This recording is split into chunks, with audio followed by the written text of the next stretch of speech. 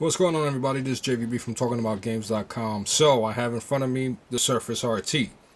I've done quite a few videos with the Surface RT, and if you've viewed any of those videos, you'll understand that I truly enjoy the Surface RT.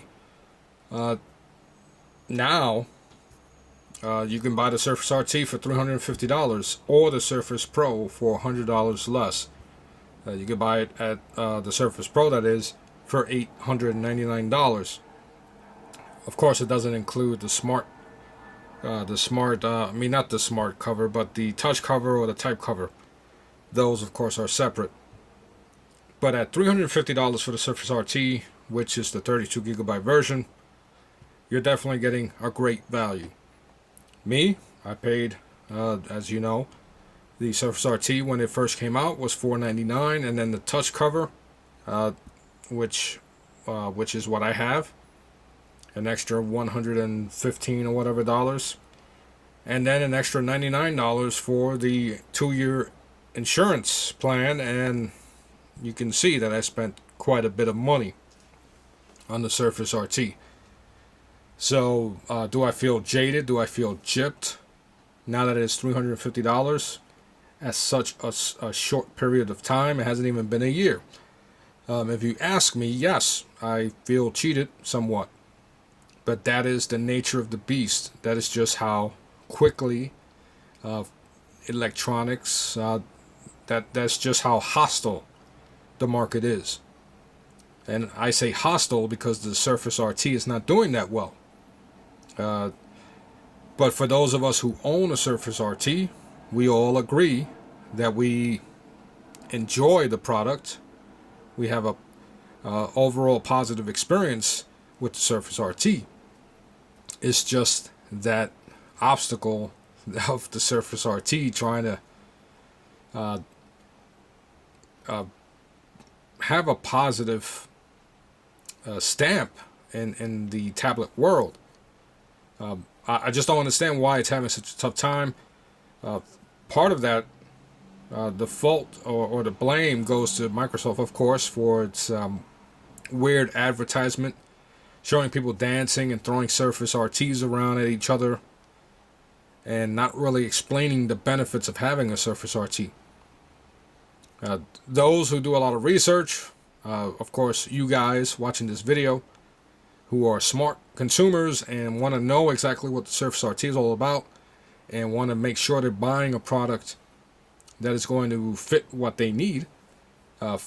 Those of us who do that, who do our research, we know what the Surface RT is all about. But if you read, let's say, The Verge or something, and you read their review for the Surface RT, they're comparing it to the iPad, which is unfair because the Surface RT is a different platform. It's a new platform.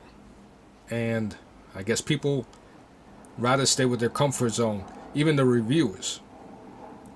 Now, do I have negative things to say about the Surface RT? Of course.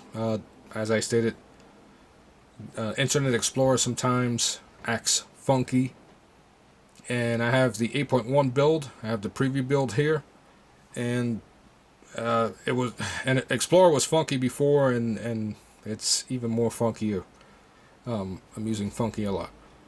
Anyway, let me show a few things that. Let me show a few things from 8.1 that, quite frankly, I find pretty cool. Now, if you're a current Surface RT owner, you're used, or Windows 8 user, period, you're used to doing this to turn off an application. Right? You're used to doing that. So let's go back to those applications. You'll notice that they load a lot quicker. You saw me swipe down to get rid of the application. Well, with 8.1 now, instead of just simply swiping down, you have to hold it down, and you see that the logo changes, and it pretty much restarts the application. So it's no longer running in the background. So let's go back to that. And you see it didn't take much time at all for it to load. And if we go back, you'll see that it's not at the splash screen anymore. So that's one thing that's pretty cool because just like the iPad, it gives you the illusion that your device is a lot quicker than it really is. And what it does, if you don't hold down for it to completely deactivate or shut off, if you just simply swipe down, it feels like your device is really fast. For example, Explorer, I have it on in the background. So Facebook, which is my biggest annoyance on the Surface RT because it doesn't have an official allocation. So you have to use a third-party application, which they aren't bad, but I decided, you know what, let me go with the full desktop experience on the Surface RT because you have Explorer. Well, I'm starting to discover that using Facebook and Explorer simply is a crappy experience. For example, I want to wish somebody happy birthday here. I tap on the individual, and suddenly it disappears because everything refreshed in the background. I want to do it again. It disappears. Let's try a third time. The freaking screen gets bigger. So, as you can see, my experience with Facebook on Explorer on the Surface RT is a crappy one. And you can see why. It's just not, in my opinion, acceptable. But this is 8.1 is a preview build. So I'm hoping that when the full version comes out, some of these issues are going to be ironed out. I hope so, because this issue has been around since I first purchased the RT. So Microsoft needs to improve on that pretty quickly. So let's say instead of doing the quick happy birthday wish, which in this case is supposed to be convenient for you, as you can see, everything is going haywire here thanks to Explorer. So let's say instead I hold down the link. I can open on a new window on the bottom left hand corner.